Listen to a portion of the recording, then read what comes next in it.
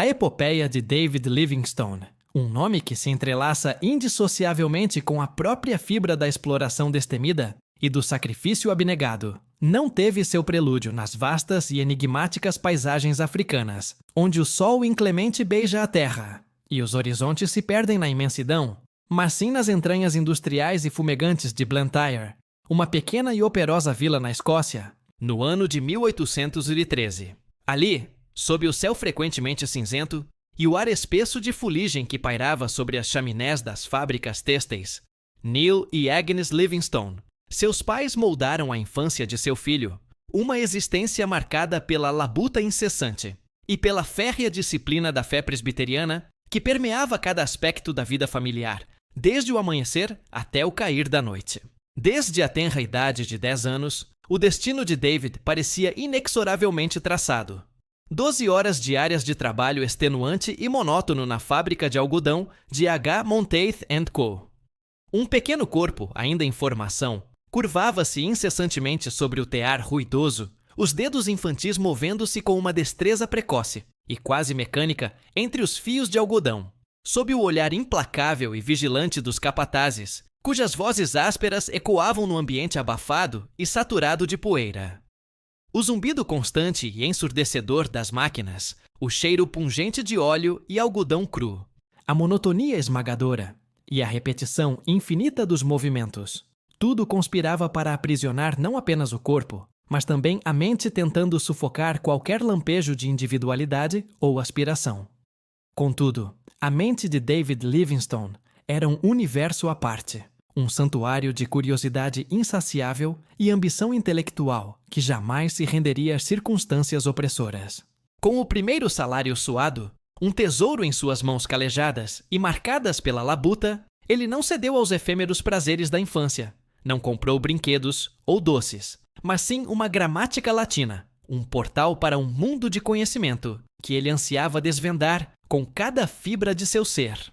À noite, quando o cansaço deveria ter reivindicado seu corpo exausto e seu espírito fatigado, David se recusava obstinadamente a ceder ao sono. Colocava o livro sobre o tear, aproveitando cada breve pausa, cada movimento repetitivo e hipnótico da máquina, para absorver uma frase, uma palavra, um conceito, sob a luz fraca e bruxuleante das lâmpadas a óleo, que mal iluminavam as páginas empoeiradas. Aquele ato de resistência intelectual de autoeducação obstinada e quase heróica era um prenúncio claro do homem que se tornaria. Alguém que desafiaria os limites impostos pela sociedade e pela natureza que veria o impossível, não como uma barreira intransponível, mas como um mero convite a ser explorado e conquistado. Aos 12 anos, uma epifania silenciosa, mas de uma profundidade avassaladora, o alcançou.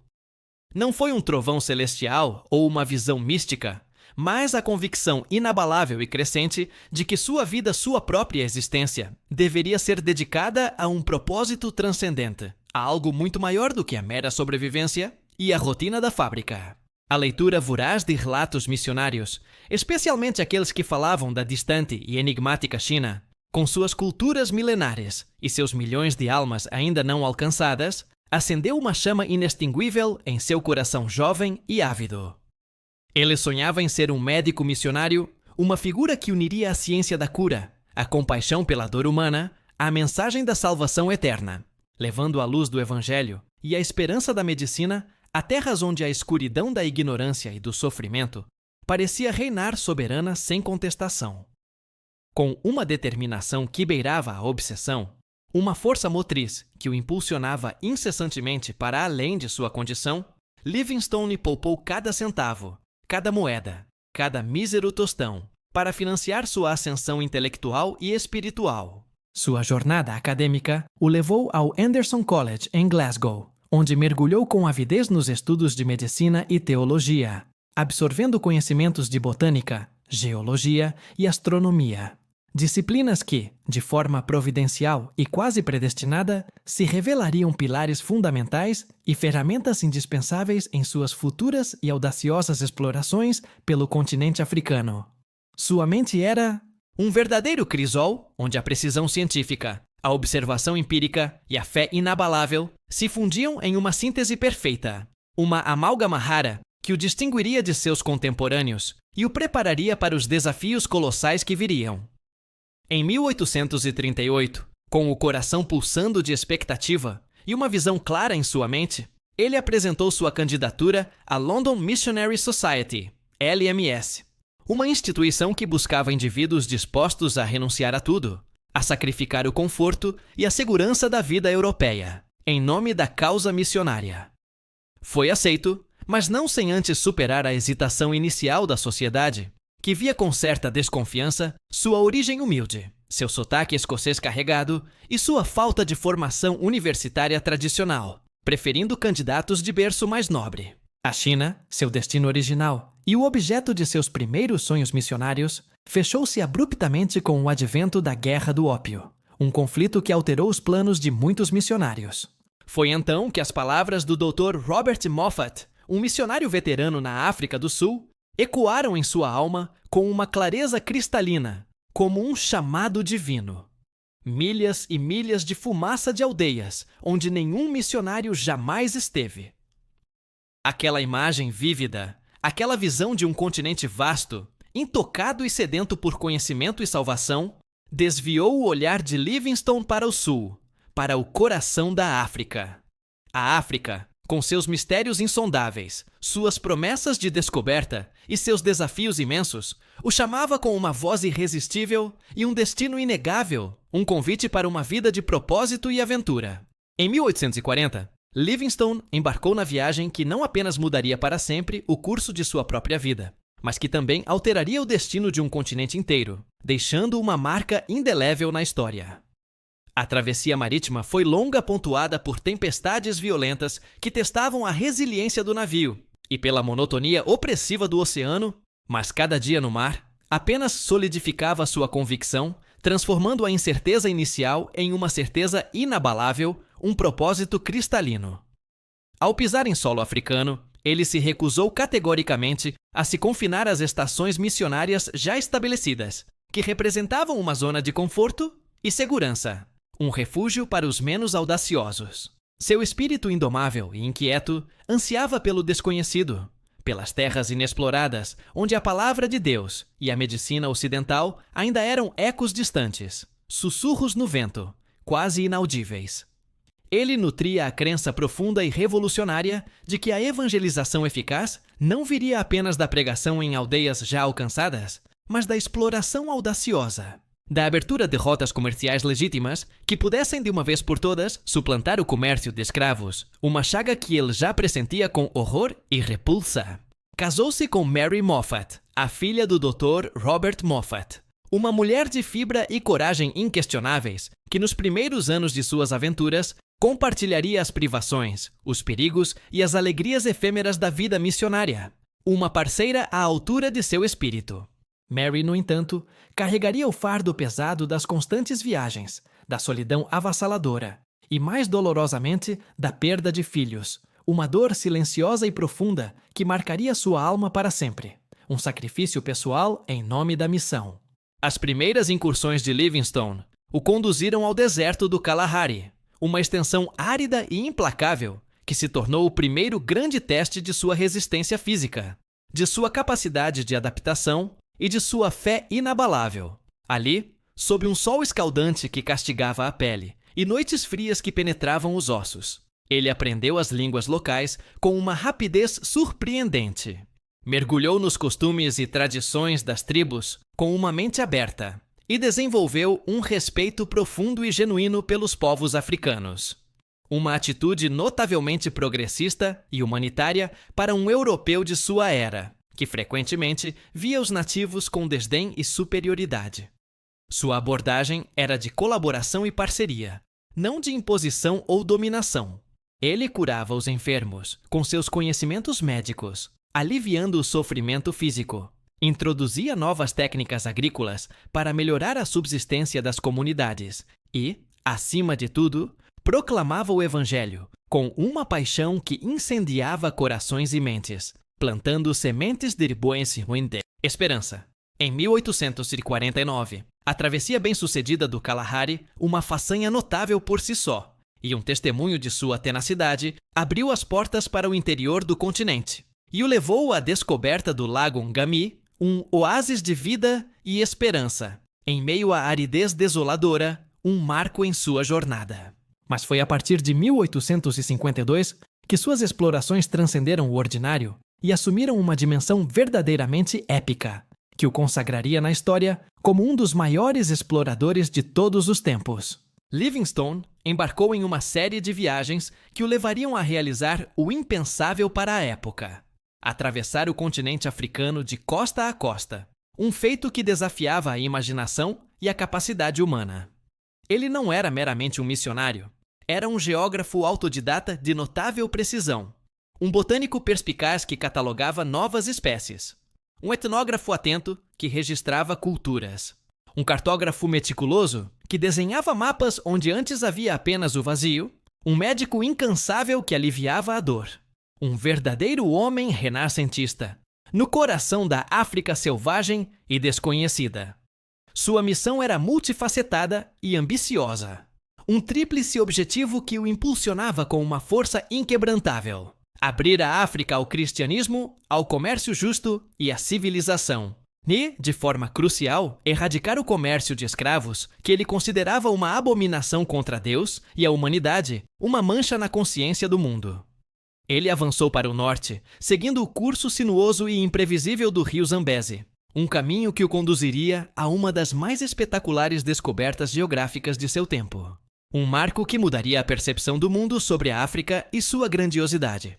Em 16 de novembro de 1855, guiado por nativos que conheciam os segredos mais profundos da terra e os caminhos ocultos dos rios, Livingstone se viu diante de um espetáculo que desafiava a descrição e a compreensão humana. Uma cortina colossal de água despencando em um abismo rochoso, levantando uma névoa densa que se elevava aos céus como uma coluna de fumaça e podia ser avistada a quilômetros de distância, acompanhada por um rugido ensurdecedor que fazia a terra tremer. Os povos locais a reverenciavam como Mossi Oatunya, a fumaça que troveja, um nome que capturava perfeitamente sua majestade e poder primordial. Livingstone, em um misto de admiração extasiada e reverência profunda, as renomeou como Cataratas Vitória, em homenagem à soberana britânica, a Rainha Vitória, um gesto de reconhecimento à sua pátria. A visão daquelas águas poderosas caindo com uma força primordial e um som que fazia a terra tremer, reforçou sua crença na majestade inquestionável de Deus e na vastidão ainda inexplorada e misteriosa do continente africano, um convite para ir além.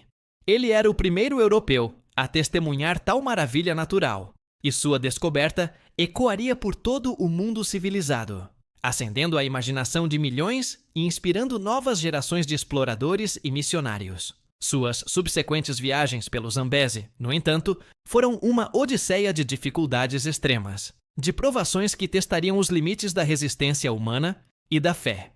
A malária com suas febres intermitentes, calafrios e delírios alucinatórios, a disenteria que drenava suas forças vitais e outras doenças tropicais tornaram-se companheiras constantes, minando seu corpo e sua resistência física e mental, transformando cada passo em um ato de pura vontade. Ele perdeu suprimentos essenciais, enfrentou a hostilidade de algumas tribos desconfiadas e a traição de guias que o abandonavam à própria sorte em meio à selva, aumentando a sensação de vulnerabilidade. A solidão era um fardo pesado, uma dor lancinante que se intensificava pela distância de sua família, especialmente de Mary, que havia retornado à Inglaterra com os filhos, para protegê-los dos perigos e das doenças da África, um sacrifício necessário. Mary, em um ato de amor e sacrifício que demonstrava sua própria coragem, tentaria mais tarde retornar ao continente para se juntar a ele, mas sucumbiria à febre. Em 1862, um golpe devastador que mergulhou Livingstone em uma tristeza profunda duradoura e quase insuportável, um luto que... Os últimos anos de Livingstone foram um calvário de sofrimento físico intenso e contínuo. A disenteria e a malária, que o haviam acompanhado por tanto tempo, agora o consumiam sem piedade, transformando seu corpo em uma carcaça frágil e quase sem vida. Ele mal conseguia andar, sendo carregado em uma maca improvisada por seus leais assistentes africanos, Suzy e Shuma, que se tornaram seus anjos da guarda, seus protetores e seus mais fiéis companheiros, demonstrando uma lealdade inabalável. Sua fé, no entanto, permaneceu uma chama inextinguível, um farol de esperança em meio à escuridão da dor e da desesperança. Em seu diário escrito com uma caligrafia cada vez mais trêmula e quase ilegível, ele registrava suas esperanças em Cristo e a certeza inabalável de que seu trabalho, por mais árduo e doloroso que fosse, tinha um propósito divino e eterno, um legado que transcenderia sua própria vida. Ele continuava a registrar suas observações, a cartografar rios e lagos, com uma precisão surpreendente para sua condição, a lutar contra a escravidão com cada fibra de seu ser, mesmo quando seu corpo falhava, e sua vida se esvaía, um guerreiro até o fim. Em 1º de maio de 1873, em Ilala, uma pequena aldeia na atual Zâmbia, a jornada terrena de David Livingstone chegou ao seu fim. Suzy e Shuma o encontraram ajoelhado ao lado de sua cama, a cabeça enterrada nas mãos, em uma postura de oração, como se estivesse em um diálogo final e íntimo com seu Criador. Ele havia morrido durante a noite, em um ato final de devoção e entrega total. Seus fiéis companheiros africanos, em um gesto de lealdade e amor que transcendeu culturas e fronteiras, removeram seu coração e o enterraram sob uma árvore empundu, no coração da África que ele tanto amou e pela qual tanto lutou, um símbolo eterno de sua conexão indissolúvel com a terra.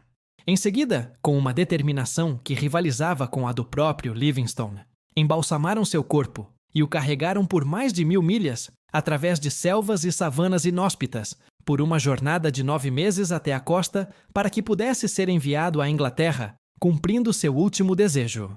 O corpo de David Livingstone foi sepultado com as honras de um herói nacional na Abadia de Westminster, em Londres, em 1874, um tributo grandioso à sua extraordinária vida e ao seu legado. Sua lápide, um epitáfio conciso e poderoso, carrega as palavras: para abrir a África ao mundo e para acabar com a escravidão.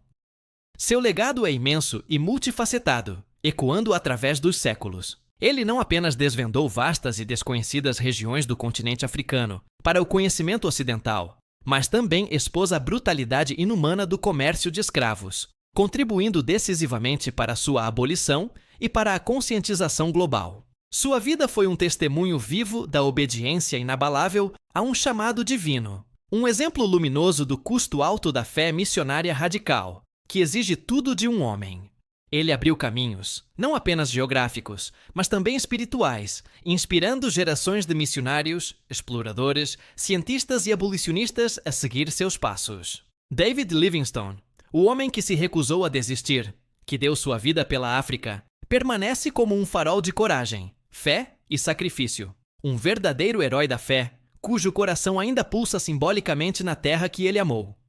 Sua história é um eco eterno da verdade de que a maior exploração é a do próprio coração humano, em busca de um propósito maior. E que a fé, quando vivida com tal intensidade e abnegação, pode mover montanhas, derrubar impérios de injustiça e mudar o curso da história. Ele não apenas explorou a África, ele a amou com uma paixão avassaladora e por ela deu tudo o que tinha, até o último suspiro. Sua vida foi uma oração em movimento, um sermão pregado com os pés, um testamento de que a fé sem obras é morta e que as obras, quando impulsionadas pela fé, podem transformar o mundo e deixar uma marca indelével na humanidade, para a glória de Deus e o bem do próximo.